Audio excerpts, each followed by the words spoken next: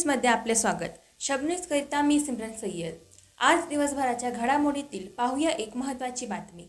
पिंपरी चिंचवड शहरात उपमुख्यमंत्री अजित पवार यांच्या हस्ते सत्यशोधक या चित्रपटाच्या ट्रेलरचे प्रदर्शन आणि पोस्टरचे अनावरण करण्यात आले। महात्मा फुले यांच्या जीवनावर आधारित असलेला सत्यशोधक हा सिनेमा येत्या 5 जानेवारी रोजी प्रदर्शित होत आहे। आणि त्या काळामध्ये महात्मा फुल्यांनी कशा पद्धतीने समाजाला दिशा देण्याचं काम केलं, सर्व जाती धर्माला बरोबर घेऊन जाण्याचा प्रयत्न केला। युगपुरुष छत्रपती शिवाजी महाराजांचा जी दृष्टी होती, जी भूमिका होती, त्याच भूमिकेतनं पुढे आपल्या परिसराला नेण्याचा त्यांनी प्रयत्न केला। खूप अडचणी आल्यात।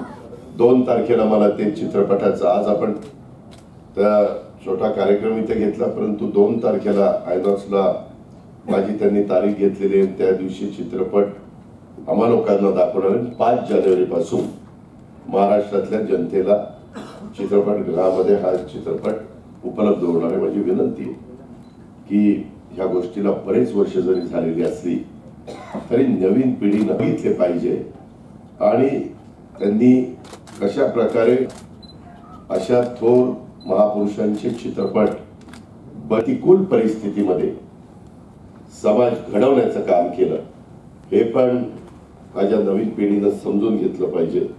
अशा प्रकारची अपेक्षा मी या निमित्तानं व्यक्त करतो।